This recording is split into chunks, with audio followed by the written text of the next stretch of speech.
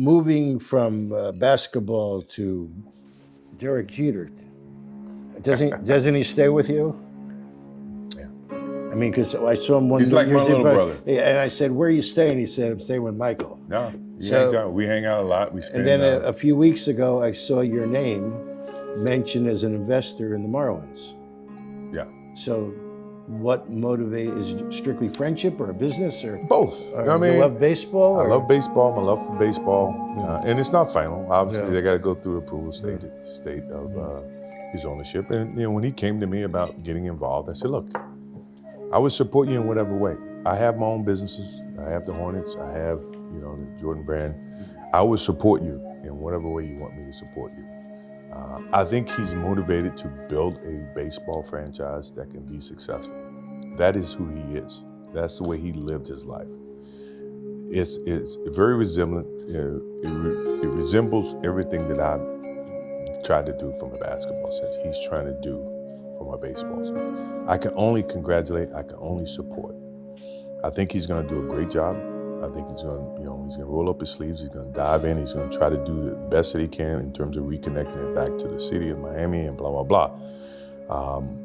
I don't know how I could, be a part of it, but I am a part from afar and from a support standpoint. Well, in some ways. But I love the game of baseball. Yeah. Don't get me wrong. Right, and in some ways, you now are on almost identical paths as owners with a team that needs to step up its game. Yes, and the thing that I can provide for him is for my team, to be able to lend him advice and give him some insights in terms of what we did in Charlotte, and to reconnect and to turn things around to where it's a more successful franchise. You talk about teaching. Have you ever been a coach? No. Did you ever want to be a coach? No. I have no patience for coaching. My biggest problem from a competitive standpoint is the focus of today's athlete and the focus of where I saw the game, how I pursued the game. It changes and it's totally different. So to me, for me to ask an individual to focus on the game the way I played the game, in some ways would be, unfair for that kid to have to endure that. And if he didn't do it, no telling where my emotions would be. I don't think I would have the patience for it. So in essence, coaching is something that I've never really felt I could do from an emotional standpoint because I'm much different and I have a different perception about things than what the kids do today. Because it's a cigar magazine, and because I'm trying to reach out to what my reader would want to know about you, I'm sure they would all like to know, you said you smoke 6 cigars a day. Sure. What do you smoke? What are your favorites? My favorite? Yeah.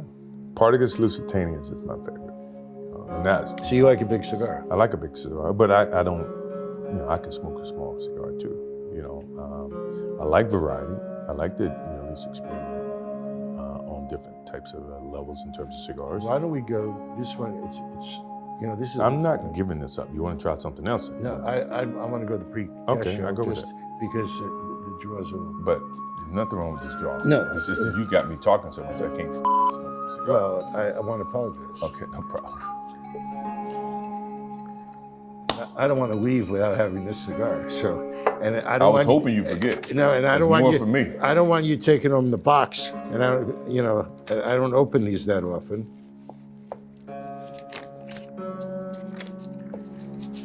Oh, this is gonna be great. This is the best part about this whole process. Is the cigars that you had to come up with. These are your cigars. Oh shit. This is a pre-Castro Cuban. I can't wait to. Have you ever been to Cuba? Many times. That's where we were headed next. So, Yeah. so I got this. actually, I started going there in 1991 to do a cover story for the Wine Spectator on Cuban cigars. I had no idea when I went there I was going to have a cigar magazine. Then I went to Cuba, and it's like I didn't want to die with having. Well, having a cigar in my- that's my dream trip. Well, I have a quote here from our last interview 12 years ago, and it's this quote: "My biggest dream is to visit Cuba and visit some of the cigar factories." Yes. Obviously, with the embargo, it's a little difficult. Yes. Well, you can go now. I could. I want to go with no restraints, though.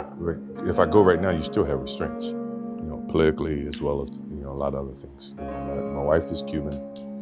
You know, her family's got a lot of memories about Cuba. So in essence, she wants to go, which I think is a motivational factor because she wants to go for different reasons. I want to go for particular reasons, obviously. So in terms of us being able to go, it's coming. It's just a matter of time. I know. Well, I can. I'm going to tell you something you already know. I know you're gonna take me. You can take No, me. no, I wasn't going to say I'm going to take you Yeah, you because can. I don't want to be surrounded by thousands and thousands of people following me around as you would.